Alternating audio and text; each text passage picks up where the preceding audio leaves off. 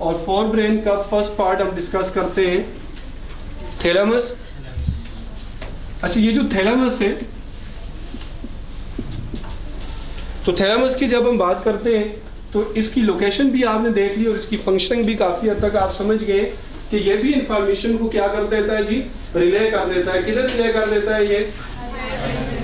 ये यहाँ से भेज देता है सारी इंफॉर्मेशन को आगे हायर ब्रेन सेंटर की तरफ। जितनी भी ऑडिटरी इसके पास इंफॉर्मेशन आती हैं, जितनी भी इसके पास विजुअल इंफॉर्मेशन आती है, आपको पता है ना कार्टेक्स के अंदर, यहाँ पे सेरिबरम की कार्टेक्स के अंदर विजुअल कार्टेक्स भी है, यहाँ पे हेयरिंग सेंटर भी है, यहाँ पे टच रीजन भी है।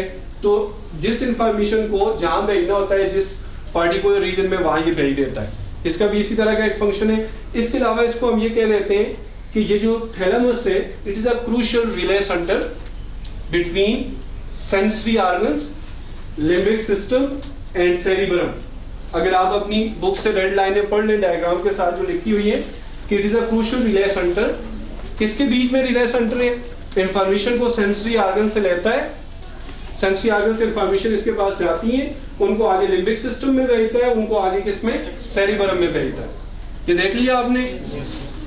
अच्छा, इसके बाद हम बात करते हैं किसकी जी, कि लिम्बिक सिस्टम की।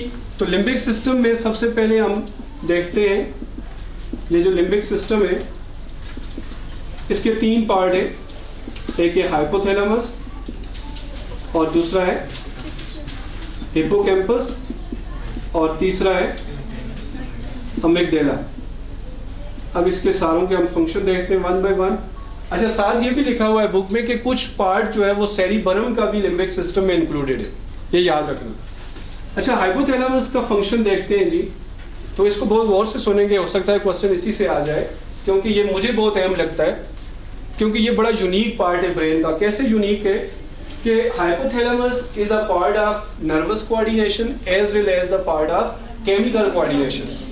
It is a part of brain as well as the part of glandular system. It is a gland. कैसे हम हाइपोथैलेमस को ग्लैंड कहते हैं? क्योंकि वैसोप्रेसिन और ऑक्सीटोसिन, आपने एंटीडायरेटिक हार्मोन का नाम सुना है ना, और ऑक्सीटोसिन का दोनों कहाँ प्रोड्यूस होते हैं? हाइपोथैलेमस के न्यूरॉन प्रोड्यूस करते हैं। इसीलिए तो हाइपोथैलेमस के न्यूरॉन के लिए एक लफ्ज यूज होता है, बता सकते हैं आप मुझे? Neuro secretory cells. हाइपोथैलेमस के न्यूरॉन को हम क्या कहते हैं? न्यूरो सेक्रेटरी सेल्स कहते हैं। अच्छा, हाइपोथैलेमस को हम major coordinating centre in the brain कह सकते हैं। कि किसको कोऑर्डिनेट करता है जी? देखें ना, ये एक साइड से नर्वस स्टिमुलाई इसको मिल रहे हैं, न्यूरॉन्स के इसके साथ कनेक्शन है, पूरे ब्रेन का इसके साथ कनेक्शन है। दूसरी तरफ से ये पिट्यूटरी को कंट्रोल कर रहा है और पिट्यूटरी सारे ग्लैंड्स को, बहुत सारे ग्लैंड्स को कंट्रोल कर रहा है आगे। यही है ना, pituitary is a master gland के, वो बहुत सारे ग्लैंड्स के फंक्शन को कंट्रोल करता है। और पिट्यूटरी इटसेल्फ किससे कंट्रोल हो जाता है? हाइपोथैलेमस से। तो लिहाजा हम ये कह सकते हैं कि ये जो हाइपोथैलेमस है, it is a major coordinating centre in the nervous system. और ये किस किस को कंट्रोल करता है जी? आप अपनी बुक से जितने भी इसके फंक्शंस हैं, सबसे पहला फंक्शन ये है कि ये हंगर को कंट्रोल करता है। इसके बाद ये थर्स्ट को कंट्रोल करता है, ये मेंस्ट्रुअल साइकिल को कंट्रोल करता है, ये मिनरल्स के लेवल को कंट्रोल करता है बॉडी के अंदर, और ये स्लीप एंड वेक साइकिल को कंट्रोल करता है। इसको 1 2 3 4 5 इस तरह आप इसके फंक्शंस को उनके साथ लिख लें बुक पे, ताकि आपको पता हो कि इसके टोटल कितने फंक्शन हैं जो आपकी बुक में मेंशन है। अच्छा, हाइपोथैलेमस आपने देख लिया। इधर आप देख लें, हाइपोथैलेमस का कनेक्शन किसके साथ है? पिट्यूटरी ग्लैंड के साथ है। और इसकी न्यूरॉन की एग्जाम पिट्यूटरी की पोस्टीरियर लोब में गई होती है। जब मैं पिट्यूटरी ग्लैंड पढ़ाऊंगा तो इसकी डिटेल आपको बता दूंगा। इसके बाद हम बात करते हैं हिप्पोकैम्पस की, द मोस्ट इंपॉर्टेंट पार्ट। अब क्यों इसको मैं इंपॉर्टेंट कह रहा हूँ कि जितनी भी चीज़ें हम मेमोराइज करना चाहते हैं, हम याद रखना चाहते हैं फॉर फ्यूचर यूज, हम खुद इटसेल्फ हम चाहते हैं कि ये चीज़ हमें याद हो जाए, तो वो कहाँ याद रहेगी? वो मेमोरी कहाँ स्टोर होगी? हिप्पोकैम्पस में। हमारे ब्रेन की डिफरेंट लोकेशंस हैं जहाँ पे मेमोरी स्टोर होती है, लेकिन उस मेमोरी की टाइप डिफरेंट है। कि जो सेरिबरम में किस तरह की मेमोरी स्टोर होती है, हिप्पोकैम्पस में कैसी होती है, सेरिबेलम में कैसी मेमोरी स्टोर होती है। तो सबसे पहले आपने देखा hippocampus stores memory, but this memory is concerning with learning. जो आप याद करके चीज़ें याद रखना चाहते हैं, जो ऑटोमेटिकली नहीं यहाँ पे स्टोर हो जाती, यहाँ वही चीज़ स्टोर होगी जो कॉन्शियसली आप स्टोर करने की कोशिश करेंगे। जैसे आप सब याद कर रहे होते हैं ना, बार बार पढ़ रहे होते हैं कि मुझे याद हो जाए, तो वो यहीं पे जाता जाएगा। अब इसके बाद हम देखते हैं कि इसका मतलब ये हमें लर्निंग के लिए रिक्वायर्ड होता है। तो क्वेश्चन ऐसे आ सकता है आपसे कि विच part of the brain is involve with learning. Learning के साथ कौन सा पार्ट इन्वॉल्व है या कौन सा रिक्वायर्ड है? हिप्पोकैम्पस। उसके बाद हम अमिगडाला की बात करते हैं। तो अमिगडाला ये हमारे इनवॉलंटरी जो इमोशंस होते हैं, अनकॉन्शियस इमोशंस जो होते हैं, कॉन्शियस नहीं, अनकॉन्शियस इमोशंस जो होते हैं हमारे, मतलब जब हमें कोई पनिशमेंट मिलने के बाद जो हमारे इमोशंस होते हैं, जज्बात होते हैं, जो हमारे लव के, हेट्रेड के जितने जज्बात होते हैं, और इसके अलावा हमारी जो रहेंगे और जितने भी इमोशंस हैं जो हम कंट्रोल नहीं कर पाते पार्टिकुलर ओकेजन्स के ऊपर, तो वो सारे कौन कंट्रोल कर रहा होता है? असल में अमिगडाला के कंट्रोल में होते हैं। इसके अलावा जो सेक्सुअल एरोजल है, ऑन स्टिमुलेशन, वो भी कौन कंट्रोल करता है? अमिगडाला कंट्रोल करता है। तो इसका मतलब ये है कि जितनी भी हमारे अनकॉन्शियस जो इमोशंस हैं, उन सारों का ताल्लुक किससे होगा जी? अमिगडाला से होगा। अब हम जाते हैं जी higher brain centre which is the cerebrum. तो सेरिबरम को अगर आप देख लें तो ये हमारी राइट साइड पे इसका एक हेमिस्फीयर है और दूसरा लेफ्ट साइड पे हेमिस्फीयर है। और हमारे बिल्कुल यहाँ पे जो क्रेनियम में स्विचर है, ये जो स्विचर है चीज सा आपको नजर आ रहा है, बिल्कुल इसके एक साइड पे एक हेमिस्फीयर है, दूसरी साइड पे दूसरा, और दोनों अलग-अलग हैं, और उनके बीच में एक कार्पस कैलोसम है जो उनको कनेक्ट करता है। तो राइट सेरिब्रो हेमिस्फीयर में हमारी लेफ्ट साइड से सेंसरी नर्व्स जाती हैं, और हमारा जो लेफ्ट सेरिब्रो हेमिस्फीयर है हमारी राइट साइड से सेंसरी इंफॉर्मेशन उसमें जाती हैं। तो लेफ्ट में कोई प्रॉब्लम हो जाए तो हमारी राइट साइड फंक्शनिंग नहीं करेगी, और अगर हमारी इधर राइट साइड सेरिब्रो हेमिस्फीयर में प्रॉब्लम हो जाए तो हमारी लेफ्ट साइड प्रॉब्लम हो जाएगा उस साइड पे। अगर किसी की राइट साइड पैरालाइज हुई है तो उसमें क्या चांस है जी? उसकी लेफ्ट सेरिब्रो हेमिस्फीयर में हेमरेज हुई या कोई प्रॉब्लम हुई है। अच्छा, इसमें अगर सेरिब्रम को देखें तो इसमें इस तरह की आपको इसकी कार्टेक्स के ऊपर क्या नजर आ रही है? कन्वोल्यूशंस नजर आ रही है। अब ये कन्वोल्यूशन इसलिए बनाई हुई है कि बहुत बड़ा होता है सेरिब्रम, और इसको इतनी छोटी सी क्रेनियम के अंदर रखने के लिए इसको फोल्ड किया गया है। और ये जो कन्वोल्यूशंस है, इनकी जितनी डेप्थ होगी, जितनी ये डीप कन्वोल्यूशंस होंगी, इतना सरफेस एरिया ज्यादा होगा, और जितना इसका सरफेस एरिया ज्यादा है इतना सेरिब्रम बड़ा है, और जितना सेरिब्रम बड़ा है तो इतनी इंटेलिजेंस ज्यादा होती है। और एक और इन्फॉर्मेशन जो आपको बता दूं वो ये कि बच्चे जब बचपन में रोते हैं तो साइंस ने इस पर जो रिसर्च की तो उससे पता चला कि क्या होता है कि उनकी डेप्थ ऑफ कन्वोल्यूशंस इंक्रीज होती है। इसका मतलब है जो बच्चे रोते हैं वो ज्यादा ज़हीन होते हैं। तो अभी आप रोना नहीं स्टार्ट करना, अब आप बच्चे नहीं रहे। अच्छा, अब इसकी बात करते हैं जी के अच्छा ये जो सेरिब्रम है क्या चीज़ है? सेरिब्रम, इसमें डिफरेंट आपने कहा जी ये टच रीजन है, ये हेयरिंग सेंटर है, और ये जो विजुअल कॉर्टेक्स है। अब जरा इनकी फंक्शनिंग देखें कितनी इंपॉर्टेंट और कितने मैकेनिज्म के साथ फंक्शन करता है ब्रेन। कि यहाँ पे ये जो विजुअल कॉर्टेक्स है, हम कहते हैं सेरिब्रम की, जब यहाँ पे सेंसरी इंफॉर्मेशन जाएगी, कहाँ से जाएगी? कौन सी नर्व लेके जाएगी? ऑप्टिक नर्व लेके जाएगी ना। यहाँ पे जब इंफॉर्मेशन जाएगी तो ये वाला रीजन सेरिब्रम का उसको किस में कन्वर्ट करेगा? इमेज में कन्वर्ट करेगा। इसके बाद नर्व इंपल्स जाएगी, ये आगे इमेज में कन्वर्ट करके बताएगा ये कौन सी चीज है। इसी तरह जो ऑडिटरी नर्व यहाँ पे हेयरिंग सेंटर में मैसेज लेके जाएगी तो ये आगे उसको किस में कन्वर्ट करेगा? ये उसको साउंड में कन्वर्ट करेगा। तो इस तरह की जो कन्वर्जन होती है कि नर्व इंपल्स उसके पास आई, उसने उसको साउंड में कन्वर्ट कर दिया, उसने उसको इमेज में कन्वर्ट कर दिया, तो दिस इज एक्चुअली इसको आप क्या टर्म यूज करोगे इसके लिए? कि हमारा सेरिब्रम जो है वो सब्जेक्टिव इंप्रेशन बनाता है। क्या करता है? हर नर्व इंपल्स का सब्जेक्टिव इंप्रेशन देता है कि ये कौन सी चीज है। अच्छा, फिर इससे भी इंटरेस्टिंग चीज ये है कि ये क्या करता है कि एक तो हमें बता देता है आप कौन सी चीज देख रहे हो, कौन सी चीज सुन रहे हो, साथ साथ इसके साथ एक रीजन होता है जो उस मेमोरी को स्टोर कर लेता है फॉर फ्यूचर यूज। अब हमने नहीं किसी को देखते ही ये सोचा कि इसको मैंने याद रखना है, कोई आवाज सुनी बस ये आवाज तो मैं हमेशा याद रखूंगा, ऐसा होता है? नहीं होता ना। लेकिन वही आवाज हम दोबारा सुनते हैं तो अच्छा ये आवाज तो मुझे पहले एक दफा भी आई थी, इस आवाज के साथ साथ मुझे थप्पड़ भी लगा होता है ना ऐसा। वो कैसे याद रह जाता है हमें? हाँ, क्योंकि वो जब भी कोई चीज हम सुनते हैं, देखते हैं, उसको एक्सपीरियंस करते हैं तो ये हायर एनिमल का ये कैरेक्टर है उनके ब्रेन का कि उस चीज़ को फॉर फ्यूचर यूज वो क्या कर लेते हैं, मेमोरी स्टोर कर लेते हैं। और इस तरह की मेमोरी कहाँ स्टोर होती है, सेरिबरम में। अब आपने देख लिया हिप्पोकैम्पस और सेरिबरम की मेमोरी स्टोर करने के मैकेनिज्म कितने डिफरेंट हैं। अब इसके बाद हम बात करते हैं कि हमारा जो सेरिबरम है और कौन से फंक्शन करता है। तो आपको पता है कि इनसाइड लर्निंग होती है ना, हमने ह्यूमन्स में इनसाइड लर्निंग होती है ना, जब हम हेड स्क्रैच करते हैं, कोई किसी मसले की समझ नहीं आती, पुअरली अंडरस्टैंड जो प्रोसेस होते हैं, तो उनको हम थिंकिंग कहते हैं। जब हम सोच रहे होते हैं तो हम सेरिबरम को क्या कर रहे होते हैं, एक्टिवेट कर रहे होते हैं। और इसमें जो चीज़ें छुपी होती हैं ना, उनको सामने ला रहे होते हैं। ये चीज़ मैंने देखी थी, समझ नहीं आ रही है वही चीज़ है या और है। वो फाइलें खोल रहा होता है और बता रहा होता है कि इस फाइल में देखो शायद ये चीज़ थी, इसमें देखो ये चीज़ थी, ये वो टेप वहाँ पे लगाई होती है, बता रहा होता है ये आवाज़ आपने सुनी होगी, नहीं ये सुनी होगी। फिर अगर वाकई सुनी हुई है और उसने प्रॉपरली मेमोराइज भी किया है तो किसी एक फाइल से वो निकाल लेता है और फौरन हम कहते हैं ये ऐसा है।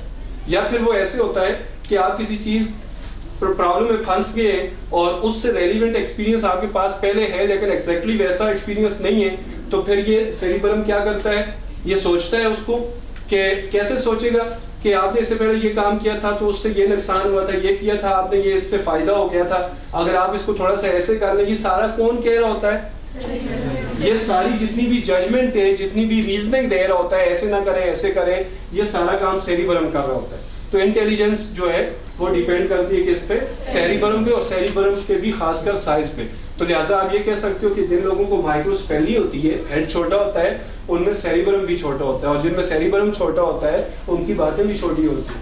समझते हो नहीं, छोटी बातें समझते हो। अच्छा, इसके बाद हम बात करते हैं किसकी, अच्छा जी, इसके बाद हम बात करते हैं हाइंड ब्रेन की। किसकी बात करते हैं, हाइंड ब्रेन की। तो हाइंड ब्रेन में अगर हम देखें,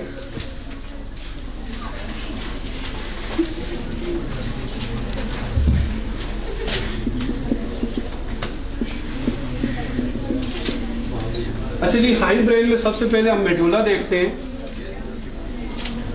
अच्छा, ये जो मेडुला है, मेडुला ऑब्लांगेटा जो है, यही नैरो डाउन होके क्या बना लेता है, क्या बना लेता है, स्पाइनल कार्ड। और जो ब्रेन स्टेम में लफ्ज यूज होता है, तो ब्रेन स्टेम में मेडुला फर्स्ट है, और उसके बाद पोन्स है, और उसके बाद मिड ब्रेन आएगा, और उसके बाद थैलेमस। ये पूरा एक स्टेम है जिसके साथ बाकी सारे आर्गन पार्ट्स जो ब्रेन की क्या है, अटैच है। तो मेडुला के फंक्शन क्या है, ये बहुत सारे ऑटोनॉमिक फंक्शंस को कंट्रोल करता है, जिसमें क्या है, हमारा ब्लड प्रेशर आता है, जिसमें हार्ट रेट आता है, जिसमें ब्रीथिंग आती है, और जिसमें स्पेलिंग आती है। इन सारे इन्वॉलंटरी एक्शंस को कौन कंट्रोल कर रहा होता है, मेडुला कंट्रोल कर रहा होता है। अब लास्ट टाइम यहाँ से क्वेश्चन आया, उसको अभी मैं डिस्कस करूंगा आपके सामने। और मेडुला के बाद पोन्स है, और पोन्स किसको कंट्रोल करता है, स्लीप एंड वेकफुलनेस में जो ट्रांजिशन होती है उसको कंट्रोल करता है। अब ट्रांजिशन का मतलब ये है, आप सो रहे तो आपको कौन जगाएगा, वो जो आप जाग जाते हैं सोए हुए, तो पोन्स का रोल है। और जागते हुए जब आप सो रहे तो इसमें किसका रोल है जी, पोन्स का रोल है। इसके साथ साथ इसमें मेजर रोल पाइनियल ग्लैंड का होता है, जो कि आपके सिलेबस में शामिल नहीं है। बायोरिदम्स है ना, ये सोना और जागना क्या है, ये बायोरिदम्स है। तो इसमें पाइनियल ग्लैंड का भी रोल होता है, और कुछ हद तक किसका रोल होता है, पोन्स का रोल होता है। अच्छा, पोन्स इसके अलावा पैटर्न ऑफ ब्रीथिंग को कंट्रोल करता है। अब आप सोचते होंगे मेडुला भी ब्रीथिंग को कंट्रोल करता है, और पैटर्न ऑफ ब्रीथिंग को पोन्स कंट्रोल करता है।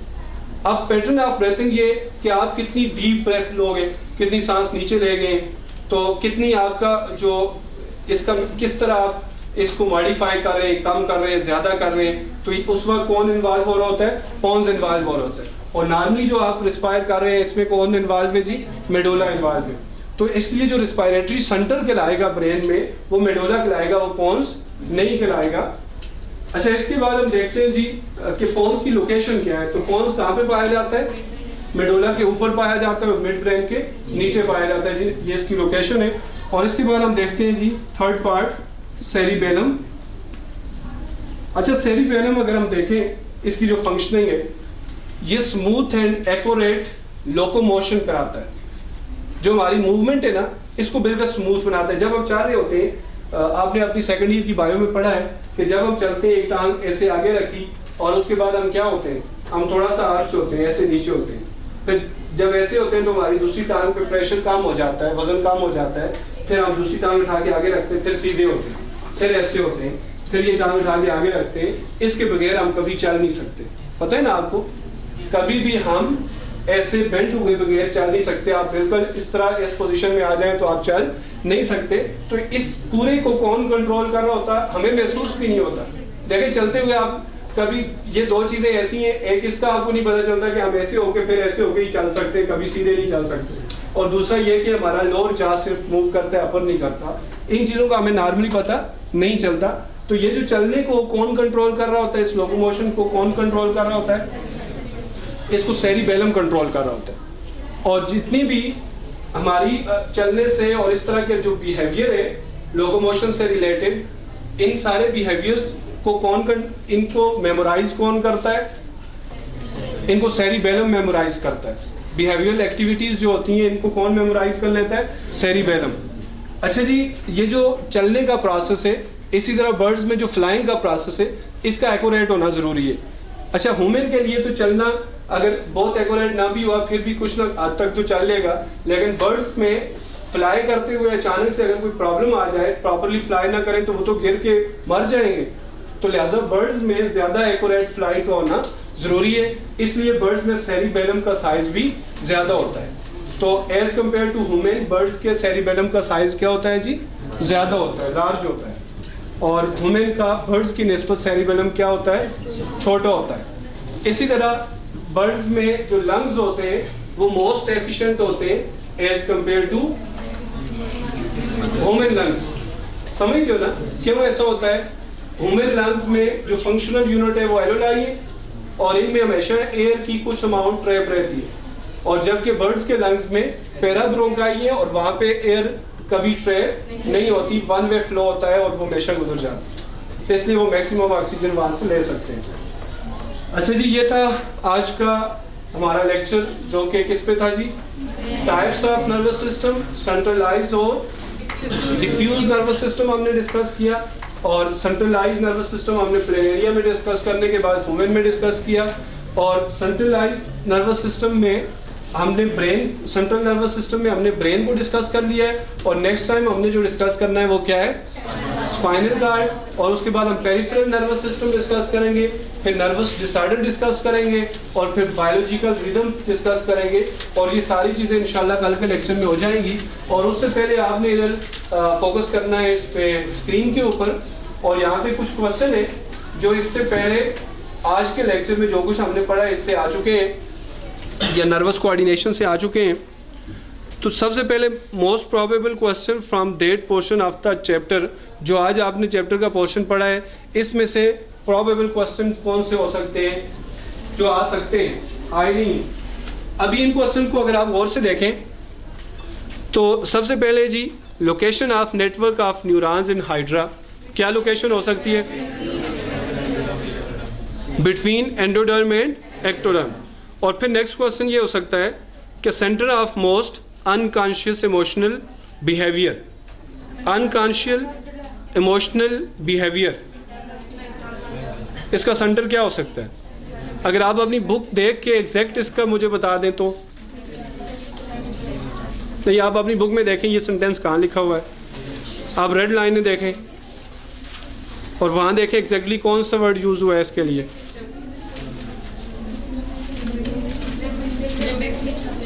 Limbic system, as a whole limbic system, समझ रहे हैं ना। और इसके बाद है जी, crucial relay centre among the senses, the limbic system and the cerebral cortex, क्या है, क्या है जी, थैलेमस है। और फिर इसके बाद देखें, rate and pattern of breathing is controlled by pons. अगर मैं यहाँ पे लिख लेता breathing is controlled by medulla, एक लफ्ज़ निकालने से इसका ऑप्शन चेंज हो जाएगा। और इसी तरह फिर देखें आप, part of brain required to store long term memory, long term memory store करने के लिए क्या इन्वॉल्व होगा जी, हिपोकैम्पस। अच्छा, इसके बाद जी अब हम देखेंगे कि प्रीवियसली आस्क्ड क्वेश्चन इस पोर्शन से कौन से हैं। तो सबसे पहले एक क्वेश्चन इससे पहले इंट्री टेस्ट में आ चुका है, respiratory centre is located in कहाँ होता है रेस्पिरेटरी सेंटर? देखें इसमें कोई कन्फ्यूजन नहीं है इस क्वेश्चन में, सेरिबरम में भी नहीं है और सेरिबेलम में भी नहीं है और हाइपोथैलेमस में भी नहीं है, मेडोला में। अच्छा, दो तरह की अप्रोचेज हो सकती हैं एमसीक्यूज़ को सॉल्व करने की। एक एमसीक्यूज़ है जिसमें आपको राइट ऑप्शन का नहीं पता, तो फ़ौरन आप उसके जितने ऑप्शन हैं उनमें किस पे गौर करें कि कौन सा नहीं हो सकता। दो तरह की अप्रोच है ना, एक आप देखते हो ये पहला हो सकता है, फिर आप कहते हो नहीं ये नहीं हो सकता, दूसरा हो सकता है नहीं हो सकता, तीसरा हो सकता है नहीं ये हो सकता है, दूसरा है क्या ये नहीं हो सकता, पहला देखें कि ये नहीं हो सकता, किसी तरह नहीं हो सकता, ये तो उससे रिलेटेड नहीं है, दूसरा देखें नहीं ये भी नहीं हो सकता। एक ना होने वाली अप्रोच है, होने वाली, तो दोनों अप्रोचेज आप यूज़ करके तो जो राइट है उसको फाइंड कर सकते हैं। लेकिन आपको पता हो कि ये वाकई नहीं हो सकता। जैसे आपको पता है कि इसमें सेरिबरम, अब सेरिबरम का इससे ताल्लुक तो नहीं है, आपने पढ़ा है कि ये जो सेरिबरम है असल में एक पॉइंट हम छोड़ भी गए थे, सेरिबरम हमारे जितनी भी वॉलंटरी कॉन्शियस जो फंक्शन होते हैं ना, ये सारे सेरिबरम से रिलेटेड है। जो हमारी स्केलेटन की भी जो मूवमेंट है ना, ये जो वॉलंटरी मूवमेंट्स हैं जितनी, इनको कौन कंट्रोल कर रहा होता है? जो हम सोच समझ के जितनी मूवमेंट्स करते हैं सारी सेरिबरम कंट्रोल कर रहा होता है। इसीलिए इसको हम हायर ब्रेन सेंटर भी कहते हैं। हमारी जो कॉन्शियस कंट्रोल है वो सारे ये इसी के पास होते हैं। और neuro secretory cells are present in which part of brain? Hypothalamus, mid brain, pons, cerebellum.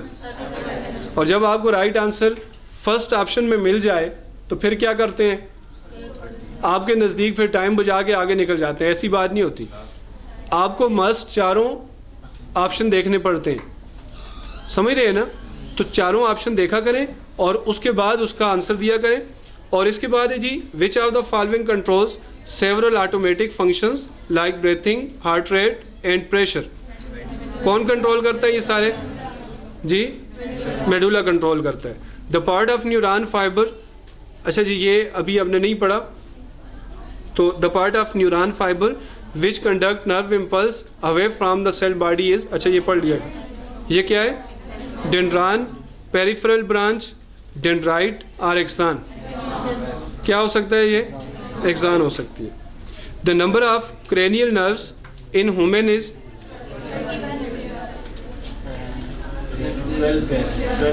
Cranial nerves, the number of cranial nerves, अच्छा जी इस क्वेश्चन पे गौर कर लें ज़रा।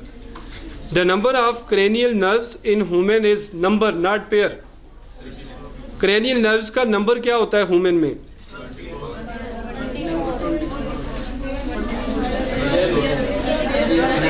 अच्छा मेरी बात सुन ले, अगर इसने 24 के साथ पेयर ना लिखा होता तो इसमें क्या आता? 24। लेकिन अब 24 के साथ भी इसने पेयर लिख दिया है, तो लिहाजा आप 12 पेयर्स वाला ऑप्शन इसी को करेक्ट करेंगे। समझ रहे हैं ना? अच्छा जी, आज का लेक्चर यहीं पे हम वाइंड अप करते हैं। उम्मीद है कि आप भी थक गए होंगे। नहीं थके? Thank you so much. खुदा हाफिज़।